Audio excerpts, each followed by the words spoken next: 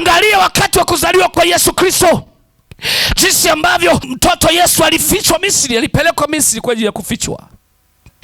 Yuko Mungu anaweza kukuficha.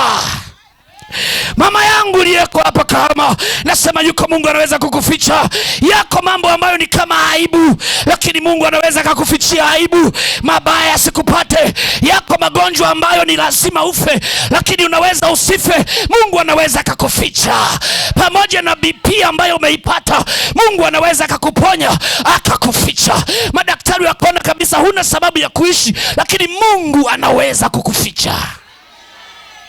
Leo nimekuja kukwambia ya kwamba mapenzi ya Mungu yatatimia juu ya maisha yako. Haijalishi ni mazingira gani. Yawezekana umeolewa na ulimwona mume huyu ni mzuri, lakini sasa haieleweki. Unajua wakati watu wanafunga ndoa bwana, huaga mambo ni mazuri sana. Hata kutembea wanatembea pamoja. Huyo ni chaguo lako. Subiri taratibu. Chaguo lako. Step mbona wahi?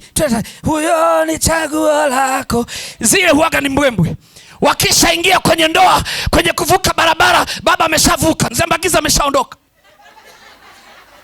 Mama anajiuliza, baba mbona kwenye harusi mbona tulikuwa tunavuka pamoja? Lakini ni kwamba mambo yamebadilika. Lakini nataka nikwambie neno moja, hata kama hayo unayaona, nasema mapenzi ya Mungu hayawezi kuzuilika. Mapenzi ya Mungu hayawezi kuzuilika. Shetani hawezi akazuia ndoa yako. Mapepo hawezi kuzuia. Wachawi hawezi kuzuia.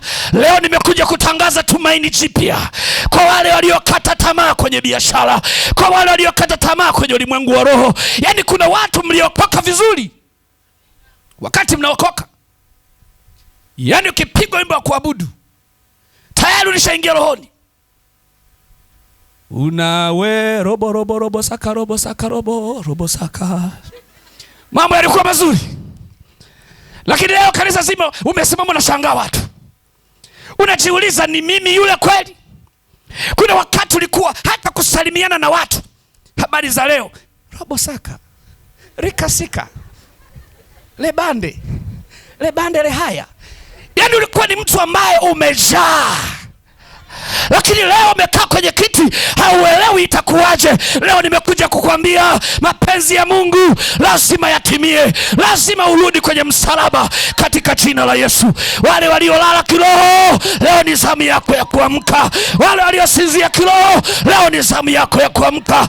Wale waliosinzia, leo ni zamu yako ya kuamka. Alichokusudia Mungu kwenye utumishi wako ni wewe uinuke. Mungu amekuleta hapa ili uinuke. Hujaletwa hapa ili ulale. Nasema hii inaitwa Shalom Temple. Shalom Temple Kahama. Lakini hii ni Shalom International Temple. Hii ni Shalom International Temple. Mungu hajakuleta hapa International Temple uje ulale. Umekuja kuamka, kufunga mkanda na kutembea na Kristo. Lakini nataka nikwambie mapenzi ya Mungu lazima yatatimia kwako. Naendelea tena. Wakati wa ndoa, nazungumza hayo kwa sababu nikizunguka makanisa mengi nakutana na hayo. Ukiona kanisani watu wamependeza, wamekaa mtu na mume wake, wakianza kuomba Baba katika jina la Yesu, wanashikana mikono, wacha warudi nyumbani. Utafikiri sio wale wa kanisani. Nilienda kanisa moja kuhubiri Injili. Baadaye nikashangaa mzee wa kanisa na mke wa mzee wa kanisa ananifuata, alikuwa mjamzito. Akaniambia, mtumishi wa Bwana, mimi naondoka sitamaliza mkutano huu. Nikamwambia, kwa nini? Tunaachana na mume wangu. Sasa unaachana naye vipi wakati nyinyi ni wazee wa kanisa? Hebu tatizo ni nini? Tatizo bwana ni mende. Mende kwenye redio. Mimi nikifagia kuna mende wanatoka kwenye redio. Ile redio nimeitupa nje. Baba ananiambia ile redio ipo kabla wewe hujakuwepo. Nikasema hii ni kali. Nikajitahidi kuongea nao. Lakini nataka nikwambie neno moja. Niko hapa kukuambia Yesu anaweza. Mapenzi ya Mungu juu ya maisha yako ni wewe uendelee vizuri. Uendelee vizuri kwenye ndoa, uendelee vizuri kwenye biashara, uendelee vizuri kwenye ulimwengu wa roho, uendelee vizuri kwenye kila kitu. Bwana anataka anapokuona aone unaendelea vizuri, kwa sababu ana kazi na wewe, ana kitu na wewe. Kuna jambo Bwana anataka afanye juu ya maisha yako. Alichokusudia Mungu lazima kitimie juu yako baba, juu yako mama, juu yako kijana. Nasema lazima kitimie. Basi sasa, wakati huo baada ya mama yule kumficha mle ndani, baada ya miezi 3, Biblia anasema akamtoa nje. Kumtoa nje maana yake ni kwamba alichokikusudia Mungu lazima kitimie. Kuna wakati lazima utoke. Kuna wakati lazima ubadilike. Kuna watu hambadiliki, mko pale pale katika ulimwengu wa roho. Mama yule akamtoa nje yule mtoto. Inawezekana walimfuata wenzake akamshauri, sasa mama Musa, huyu mtoto umekaa naye ndani muda mrefu, kwa nini? Sasa si bora uendelee kukaa naye, unapomtoa nje itakuwa shida. Lakini bado hakusikiliza hayo. Alipomtoa nje, Biblia nasema akatengeneza kisafina.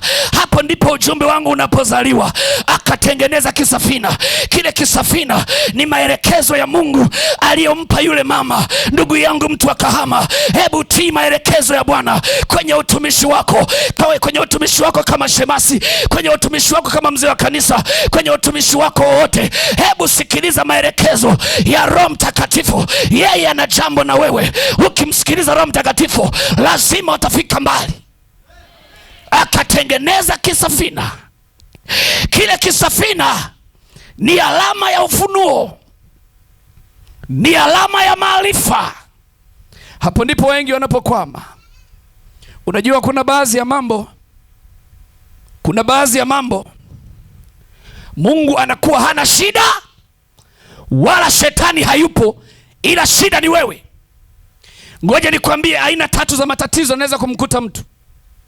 Kuna matatizo yanaweza kutokana na Mungu mwenyewe. Kwa hiyo unaweza ukawa bize kuomba juu ya tatizo lako, lakini tatizo lako limetokana na Mungu. Naomba nikuelezee. Mungu anaweza kuleta tatizo kwako ili ujifunze. Angalia jinsi ambavyo Yona alimezwa na samaki. Tatizo lilihitaji toba. Kuna matatizo ukiyapata ni kwa sababu mbalimbali ambazo zimetokea, na kuna tatizo linaweza kuja kwako kwa sababu shetani ameweka mkono wake. Lakini kuna matatizo yanaweza kuja kwako kwa sababu wewe ni tatizo la tatizo. Wewe unaweza kuwa chanzo cha tatizo lako mwenyewe. Kwa hiyo unaweza ukakosa maarifa, unaweza ukakosa ufunuo, halafu ukasema Mungu hanipiganii. Ila tatizo sio Mungu, tatizo ni wewe. Mama Musa amemtoa nje, lakini Mungu anampa maarifa, anampa ufunuo juu ya nini cha kufanya juu ya mtoto wake Musa. Kuna mambo Mungu ametuachia, tutumie maarifa tulionayo ili tuweze kuvuka hatua tulizopo. Kuna mambo Mungu ameshafanya, milango ameshafungua, njia ameshaziseti. Shida inabaki ni wewe. Utazunguka kwa ubiri, utaombewa, lakini shida iko pale pale. Utaenda kwa manabii, watakupa maji, matatizo yako pale pale. Shida ni wewe. Shida ni wewe. Utabadili makanisa, lakini hakuna kinachobadilika. Shida ni wewe. Mungu hayupo, shetani hayupo, shida ni wewe. Naomba nikupe mfano. Mama mmoja akaniambia, mtumishi wa Bwana, naomba uniombee, biashara yangu imekwama. Nikamuuliza, mama unafanya biashara gani? Akasema, biashara yangu mimi nauza mgahawa. Kwa hiyo mambo ni magumu sana, wateja wanapita wanaenda sehemu nyingine kula. Roho inaniuma mtumishi. Nikamwambia kesho ndakuja. Nikafunga safari, nikaenda nikamkuta mama yule amekaa pale anafanya biashara. Nikasema leo nitakuwa mteja wako wa kwanza. kuna nini hapa? Akasema kuna wali na dagaa. Kaambia mama yangu, nisaidie wali na dagaa, pesa hii hapa, nataka nipate msosi, halafu twende kwenye maombi. Nilipowekewa kila chakula mezani, nikashangaa dagaa wanaelea kwenye maji. Nikasema hawa dagaa wamefufuka. Nikasema ngoja ninyamanze. Nikashuhudia mchuzi wa kimataifa, international mchuzi.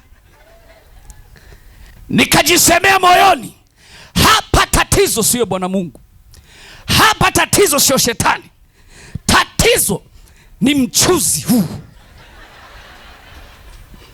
Bwana Yesu asifiwe sana. Mwisho akaniambia omba.